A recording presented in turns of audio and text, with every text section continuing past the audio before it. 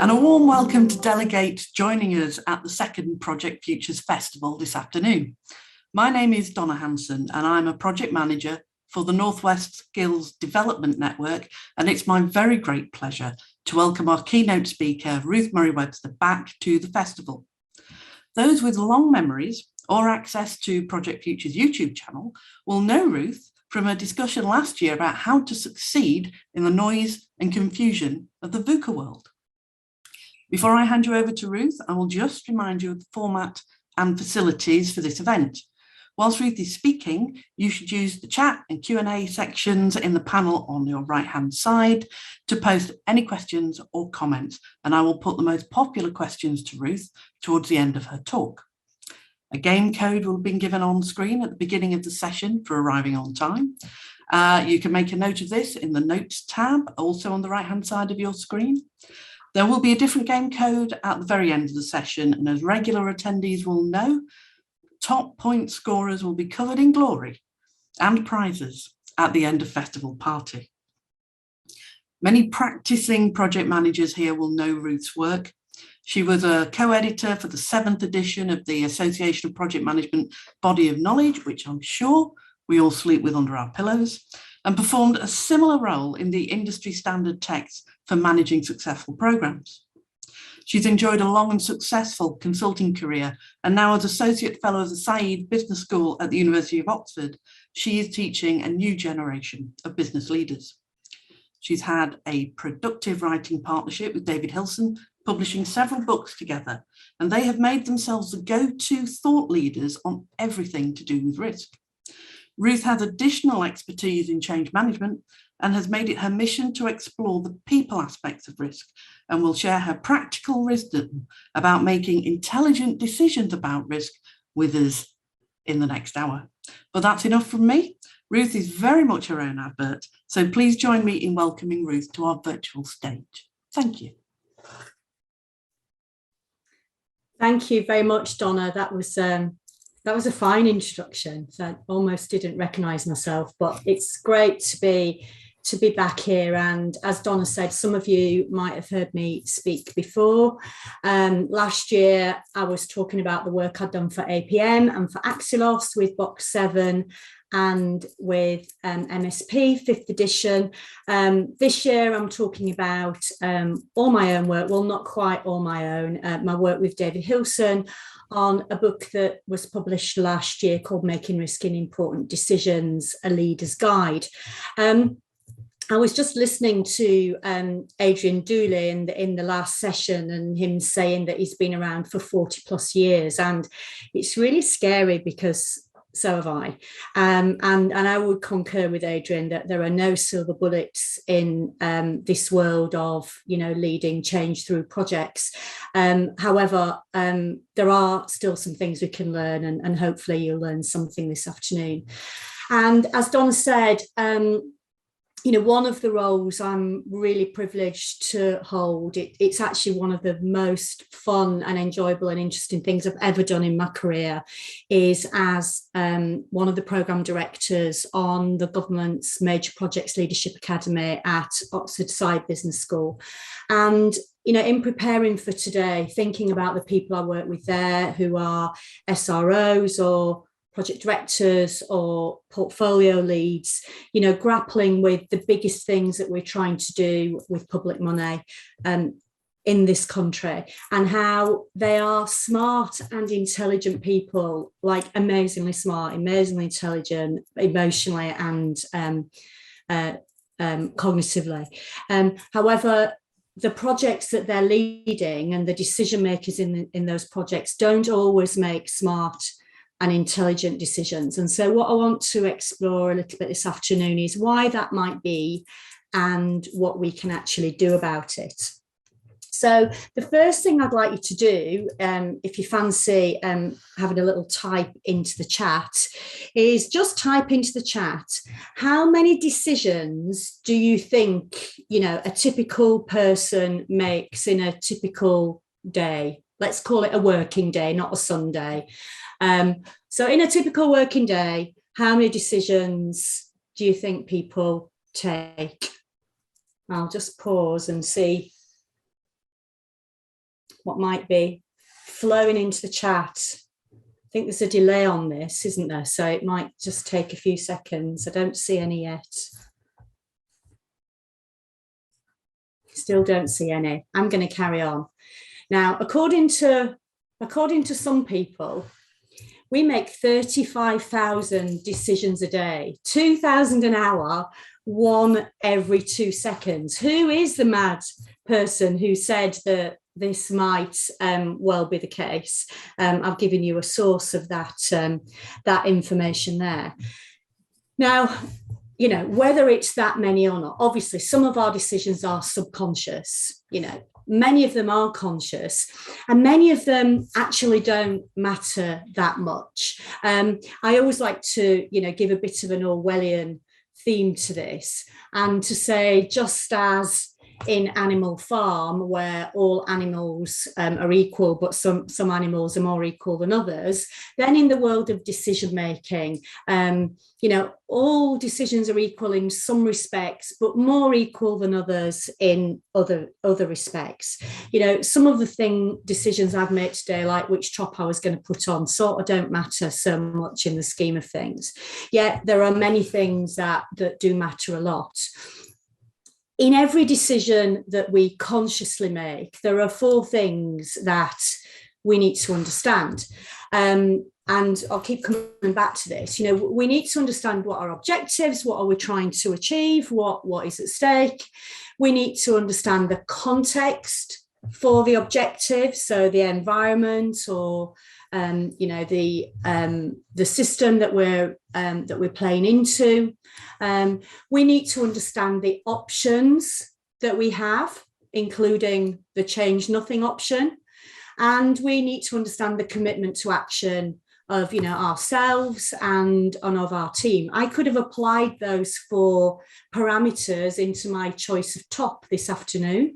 I could have made some really rubbish options, like leaving on the one I used to walk my dog this morning. That was actually my pajama top. So I chose not to do that. But, you know, in the scheme of things, my choice of top didn't matter. But there are some things that we all do decide in our work and in our families, in our football clubs, churches, you know, wider lives that do matter a lot. So what I want to go on to talk about now is, well, what is it that makes some decisions more important than others, or more equal than others, as Orwell would have said? So the 4 parameters that I talked about, let's just unpick these now when the decision does really matter. So, you know, sometimes, yeah, we've got objectives, but those objectives matter a lot. They impact on, fundamental aims and goals. It might be of our organisation, it could be within our family, but it's risking and important decisions. The objectives matter a lot and would tend to have a longer term impact, so that they're actually not so easy to wind back. One reason why it's important to get them as right as possible. And the second thing is that the context for risky and important decisions is often very complex. We talk about the VUCA world, volatile, uncertain, complex, ambiguous. But we know that there's, you work in an organisation with a huge amount of complexity and within a context that is not so easy to navigate, social agendas, political agendas, both small p and large p. So risky and important decisions have complex, unstable or changing contexts. Also, the options that we have, the decision options, would tend to have significant risk associated with each option, and maybe risks of a different type associated with each option. So different types and profiles. And, there's been nothing, I think, that has put this in the public domain and stretched our thinking around some of the options that we've all had to choose around the COVID-19 pandemic. You know, well, on the one hand, I could do this because I want to maximize my objectives of earning a living. But on the other hand, you know, I could do this because this maximizes the objective of not, you know, spreading the virus to vulnerable people. So, you know, different criteria, really difficult to weigh up options. And then the fourth thing, and this is often missed when you read books about decision making, is that a decision is of no use at all if there's no commitment to action. And in a risky and important decision, there's often no guarantee of commitment to action from complex groups of stakeholders. And commitment to action is hard won. Maybe we've got to put a lot of effort into it. We need to build alliances. We need to build support. So although it's the same four things, objectives, context, options, and commitment to action, that matter for all decisions, there are some decisions that matter a lot, and that there are aspects of the decision that are pretty complex. And just want to pick up on this diagram that you may well have seen before, but to just, you know, reiterate and remind you, if you'd forgotten, that we can't judge the goodness, if you like, or the of a decision by the outcome. You might get a brilliant outcome, but all your thinking was wrong and you were just lucky. You might do everything right. You might think through the objectives, the context, the options, you've got commitment to action, everything was right, and you get a bad outcome because you were unlucky. Or you could just do the wrong reasoning and get bad outcome, and that wasn't unlucky, that was just a mistake. Or you do the right things and you get a good outcome, and that was skill. So what I'm sort of putting to you here is that the only thing that we can control is the right reasoning bit. We need to get our reasoning straightened out if we're to have any chance of getting good outcomes. So how might we do that? I would suggest that the best way to engage with this session now is to start to think about a risky and important decision for you. Because any examples I give are my examples, and you'll go, oh, well, I don't really care about that, or, well, I don't see that as being particularly risky or important. So if you can think about something in your world, it might be something to do with your project, it might be a really tricky project decision, or if it's easier to choose something in your personal life, that's also okay. But if you think about a risky and important decision for you, and then what I'm going to take you through is a process that goes from what I'm going to call a risk-blind decision to a risk-informed decision to a risk-intelligent decision. So strap in and let's have a look at this.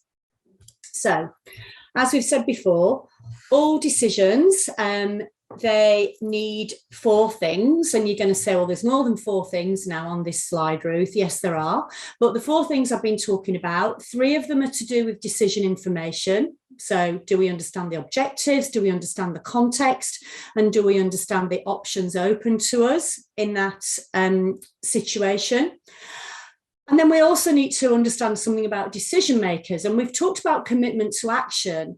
But of course, one of the things that makes commitment to action difficult to achieve is that there's lots of hidden stuff when it comes to people, that these decision makers, you know, all humans, usually, unless you are giving project decisions over to artificial intelligence, usually humans are involved, then they have got all sorts of individual risk preferences and biases, and there's also the culture in the group or the wider organisation for taking risk-based decisions. So there's the four things we've talked about, but there's also all this hidden stuff. And together, what you have on the table are a number of options. There's the perceived risk exposure of each option, and I'm using perceived very carefully because, of course, when we're looking at how risky something is, we can never know, and it's built up of what we understand in terms of data, but it's also really influenced by perception. And so we've got the information, we've got the people, everybody's got a point of view, we make a decision, and actually it's a blind decision, a risk blind decision, because everybody's judged the goodness of the options through their own lens. We've got no way of knowing whether the organisation can, bear the weight of that decision. We've got no way of knowing whether it's just been, biased, coloured by, one particular perspective, and it might not end up to be the right one. So, just building this up. A risk-blind decision because there was no conscious assessment of the riskiness. It was influenced by unseen factors, and there was no way of knowing whether you've taken too much risk or even what too much risk might mean. Now, we make risk-blind decisions all the time, and it doesn't matter because most of them, it's in the short term, we can recover, no one's going to die either, literally or metaphorically, we can recover from it. So I'm not saying that this process isn't good enough for a lot of what we do, but where decisions are particularly risky and particularly important, what I'm suggesting is we can do better than that. So what does doing better look like? So just building up the chart again, the start's the same. So I've sort of rolled it up. I've left out the bullet points of objectives, context, and options on the left, and individual preferences, culture, and commitment to action on the right, but they're still there. But rather than just look at the perceived exposure of each option and making a decision, this time we're rolling in these things called risk appetite and risk thresholds. Now, there's a lot we can say about this, but in simple terms, what we're playing in here is almost a calibration of whether the each option would be okay for the organisation. And what do I mean by be okay? Some of it is about, can the organisation bear the potential impact of the decision? That's usually called risk capacity. It's an aspect of this. So, can we afford it? And by afford it, I don't just mean the money, but can we afford it reputationally? Can we afford it in terms of what it would do to morale of our staff? Can we afford it in terms of what it would do to our safety performance? Can we afford it in the units that matter to that organisation? And then if we can afford it, then are we really willing to take the consequences of that option maybe not playing out as we expect? So this idea of risk appetite is then saying, well, that should be a subset of capacity. I always think of it like a funnel. So if that's your capacity, then your appetite should be less than that. If your appetite's more, then you're heading for a fall anyway, because if it goes wrong, you can't bear it. So what we're trying to say on this in really simple terms is how much risk is too much risk. And by playing in the information that we've got on the perceived risk exposure of each option, we're saying, well, if this all the risks play out, can we bear them? Can we live with them? Is that okay? And if it's okay, you've taken a risk-informed decision, and happy days. And so a risk-informed decision considers how much risk you're prepared to take, the riskiness of each decision option, which decision options lie within the thresholds that you've set, and also you know, within that overall risk capacity of the organisation. And so you might say, well, isn't that enough then? Like, is there more? Is there more to this? And I would come back to the piece about commitment to action, because there's still all this hidden stuff going on with decision makers that just maybe that actually not only affects this, but also affects the risk appetite and risk thresholds. I think Carol Osterwald talked to you this morning. You might have heard her session, and Carol was talking about the triple strand of influences on our perception and on decision making, and that idea of the triple strand, that's also from mine and David's work, and was very happy that Carol was using it. But you know, this idea that as decision makers, we're influenced not just by rational things, but also lots of subconscious irrational things, you know, heuristics and cognitive biases. And we're also really influenced by emotion. And lots of people don't really like to you know, to accept that, and this is not a neuroscience class, but actually there's a lot of evidence from, you know, brain biology that emotions have a really significant influence on our judgments. So all this hidden stuff here is affecting this and is affecting this. So by chance, you might get an option that fits and it's risk informed, happy days. So just taking it forward, a risk intelligent decision. So we start with the same stuff that we've just seen. So all the things that we had in place for the risk informed decision, but we need to go a little bit more and to start to, if you think about on the left hand side, the risk capacity, risk appetite is really a feature of the organisation, whereas risk attitude, which I'm now going to talk about, is absolutely a feature of the choices made by individuals and groups. So if we've got a suitable option that it fits, you could choose one, it's risk informed.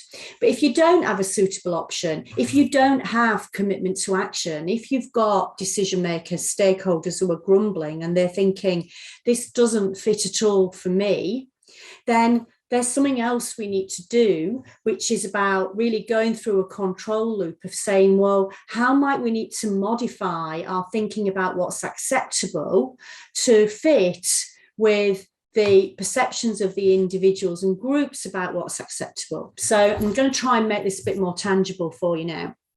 So let's imagine that, and I'm going to take it out of the NHS because I get myself into all sorts of trouble with lack of knowledge if I did that. So I'm going to put this in the context of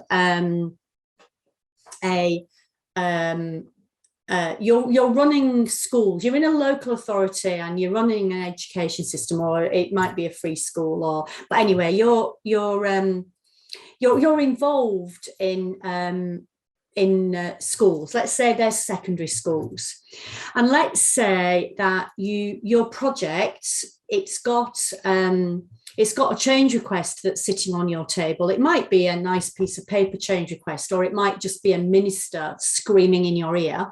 It sort of doesn't matter the nature of the change request as such, but you've got a change request because the solution that you've designed for the number of young people you can accommodate in your schools has just been blown out the water. There's a need for you to accommodate much larger numbers, you know, greater than the capacity that you've built into your system, and with all the rules about class sizes and, you know, physical space and all the rest of it.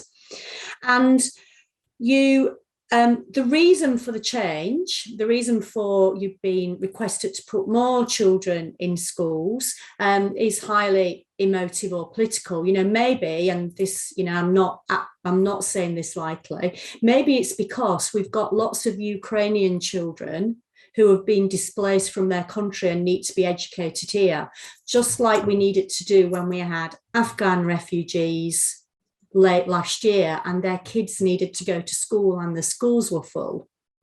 So you've got this change request, and it's got a lot of emotion and politics tied up with that, and that the option that fitted the previous risk appetite doesn't work, because the option that fitted the previous risk appetite is we never have more than 30 in a class.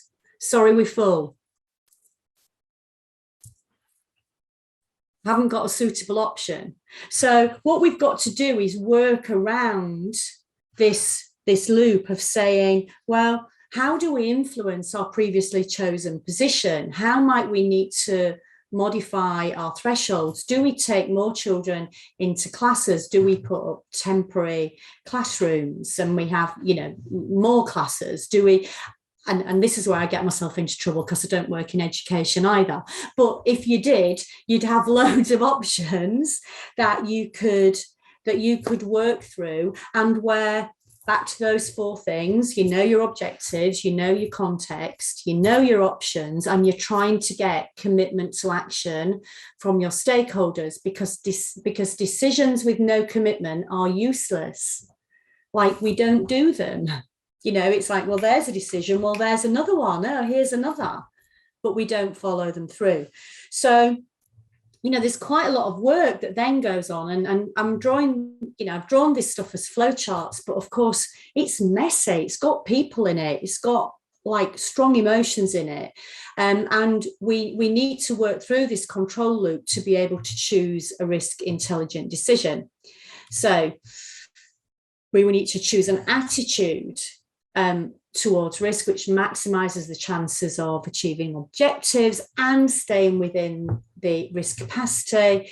We need to modify risk thresholds to do that, and choose an option that lies within the modified thresholds and where there's the greatest commitment to action. And you keep going until you find an option that is acceptable to people.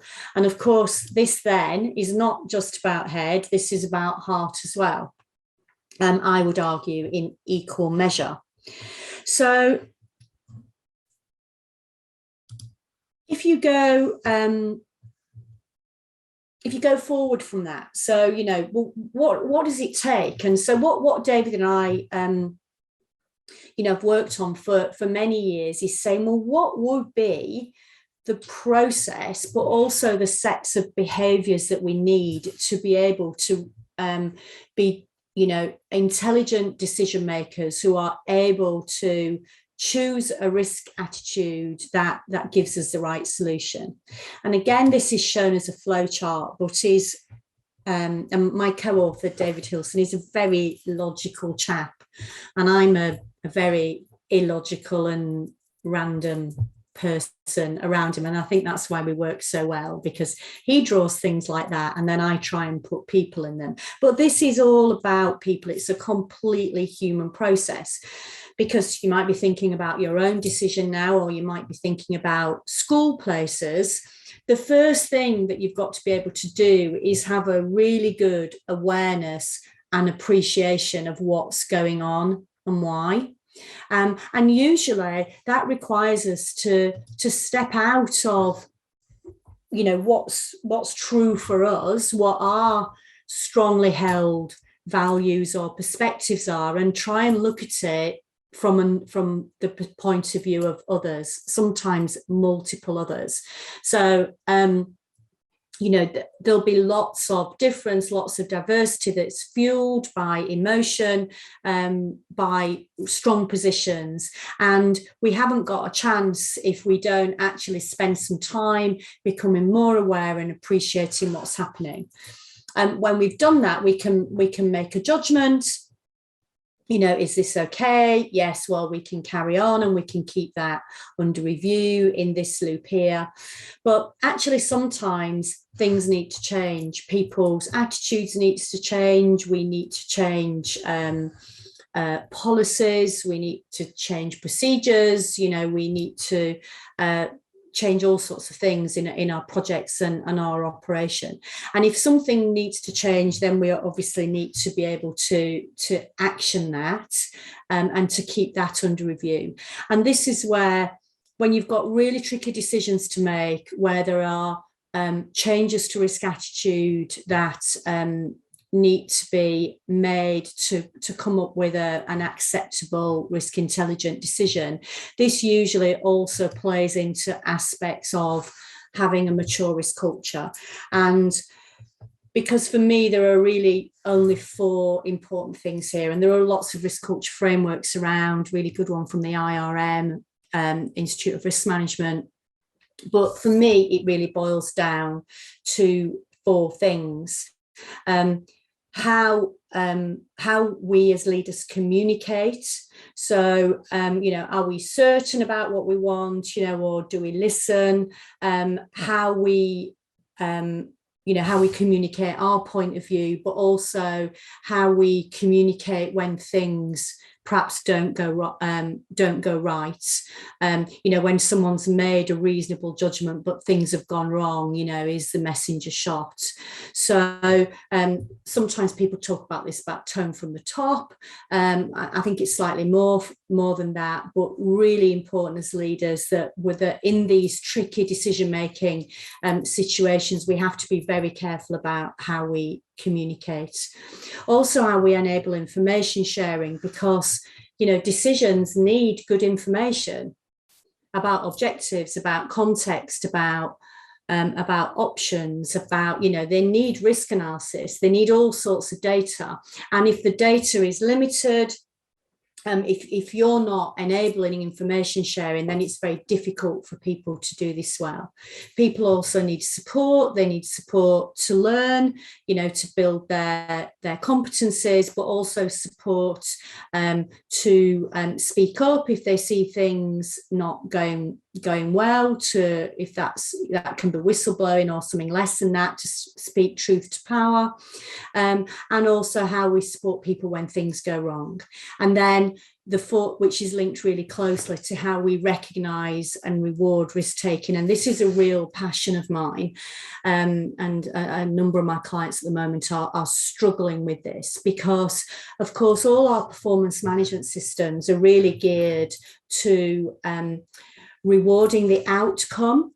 But you'll remember right at the start that I was saying we can't judge a good decision on the outcome, because we might be lucky or unlucky. We can only judge a good decision on the right reasoning that went into that decision in the first place. Yet our performance management systems are based on outcomes. And I'm not saying I've even got a better idea. It's easy to measure outcomes. It's easy to measure what happened. It's harder to judge someone's performance based on what they did in preparation for a decision. But yet when we're in situations where we're making risky and important decisions, really the only point of control we've got is the right reasoning that went into that decision. So that's what we need to be recognizing and rewarding, and not just either hailing the hero who's lucky, or shooting the one, metaphorically, who gets a bad outcome despite all their best efforts. So there's quite a lot in all of this. Lots of ideas written down in many more words in the book. But in summary, making risk intelligent decisions, effective decision making, it really does need to be a balance of what we've called here process aspects and people aspects. We absolutely need rules, we need reasoning, we need data, all of that hard data. You can't make good risk-based decisions if you can't do rational analysis. But you just have to know the limits of your rationality, that your rationality is bounded. So we need all of that hard stuff, and we need all of that process stuff. It really, really matters, but it's no good on its own. It needs to be balanced with, everything that comes from either the individual or the group, you know, so intuition, competence, judgments, the behaviours that enable us to value others, to share, to be prepared to consider another point of view rather than the one that we've always been wedded up to and has got us to where we are today. So a real balance that's needed.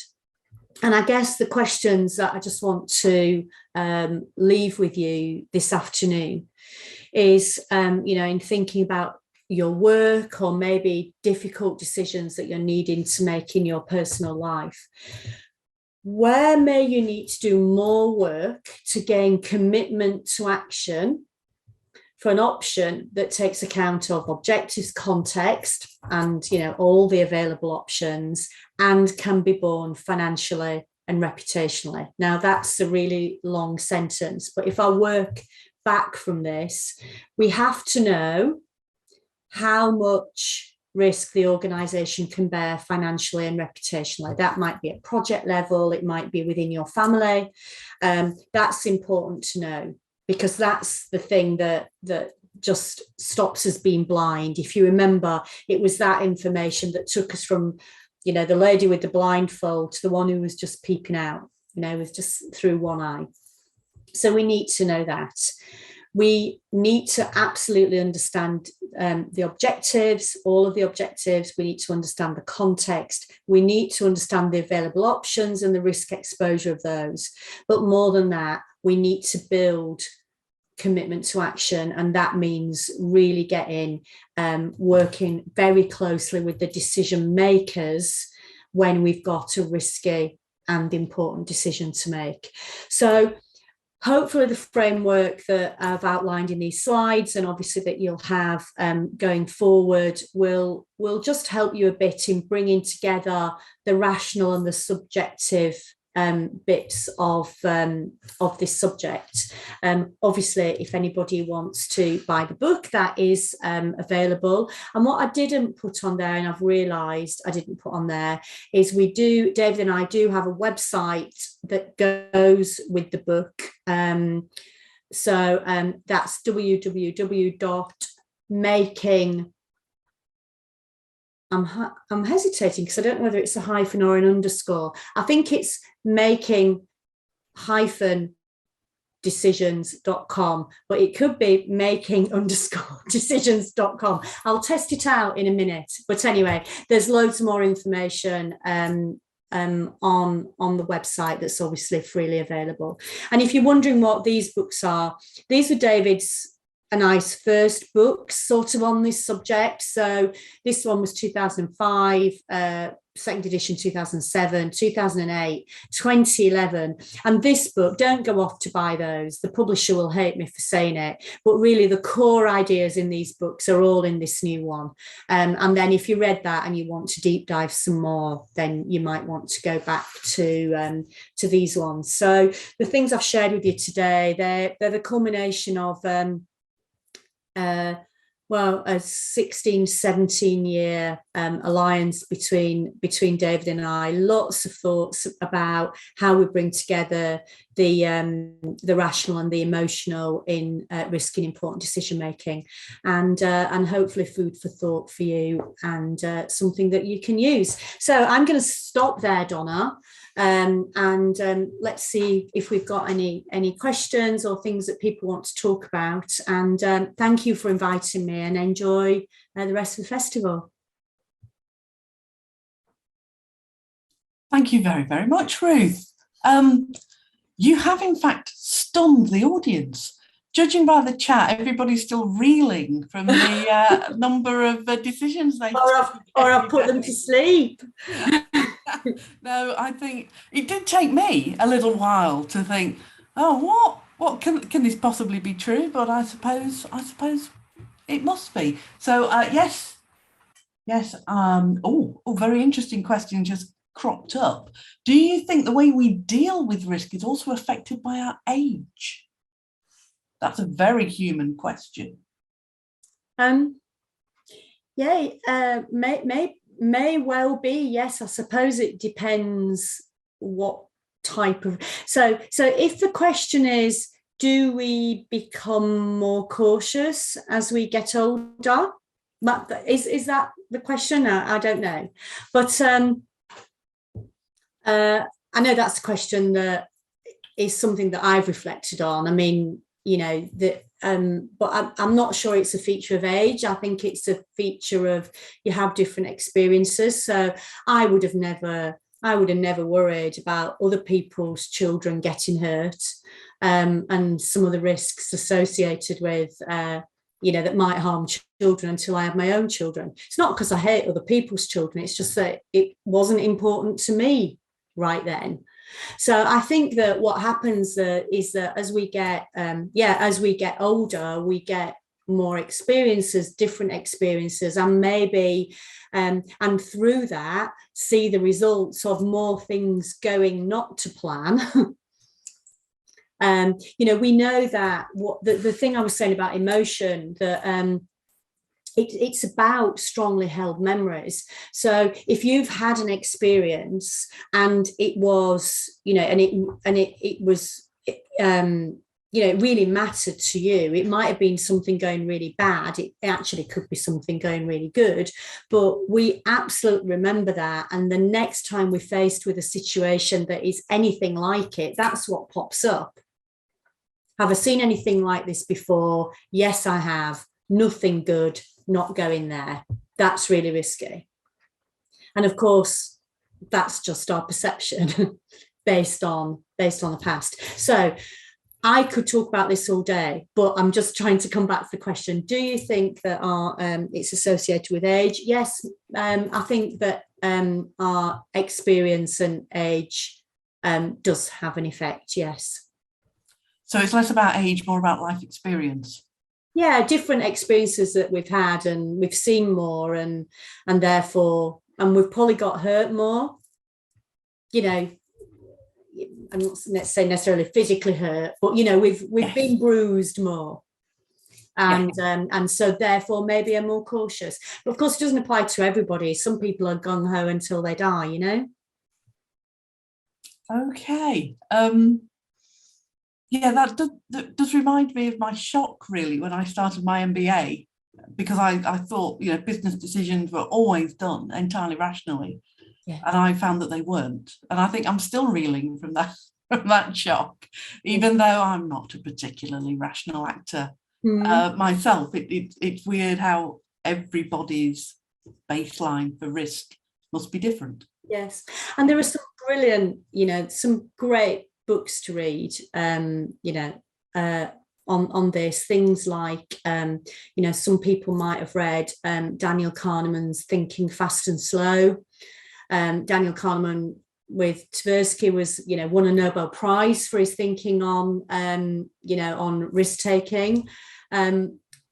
Decision making under uncertainty, and he was one of the Kahneman and Tversky were really the first people who showed that we're not rational actors, and that actually what we are as human beings is that we're not so much risk averse, but we're loss averse. So they showed, Polly got a minute for this, they showed that if you asked all of us who were in this conference to make a decision that was so you have the silver bullet, you're the sole decision maker in a situation, let's say, of a global pandemic, and you can make a choice to either save. You can make a choice that would save 40% of the people. And then you, let me just, no, sorry, I've got it the wrong way around. You can make a choice that would save 60% of the people. Yeah. And then you know, another audience are given, and you've got a choice, and it would kill 40% of the people. And in those scenarios, people don't recognise that it's the same problem, that the framing of saving lives makes that seem far more acceptable and desirable. And that's what I'd do. I'd save 60. But killing 40 is the same. Yes. And so what Carmen Tversky showed is that the framing of the problem is a massive influence on what we would choose. So yeah, Kahneman's work, Thinking Fast and Slow, brilliant. Another one, a wonderful title of a book, which I'd thought of it. It's called Predictably Irrational, and it's written by a man called Dan Ariely. You'll be able to Google it, or other search engines exist. And for not very much money, Predictably Irrational is an amazing book, because it just freaks you out as to just how irrational we are when we're making decisions. And that's what fuels my continual thinking, really, and fascination with this subject. Well, on the subject of books, Debbie Bird in the chat has found the website for your book and posted that for our delectation. And there's some love also in the chat for the framework that the flow diagram gives, and that they're going to take that back to use with their teams. There's another question come in which has got which is top of the pops at the moment, which is bringing us right back to earth. How do you overcome a risk-averse SRO, sponsor, or organisation? Well, so there's a few aspects to that question. There's a first thing of saying that it needs to be overcome. So, there's a judgment there, isn't there, that's saying, some organisations are risk averse for really good reasons, like they've got some objectives and they want to be really cautious about achieving those objectives. We want people to be risk averse when it comes to keeping people safe.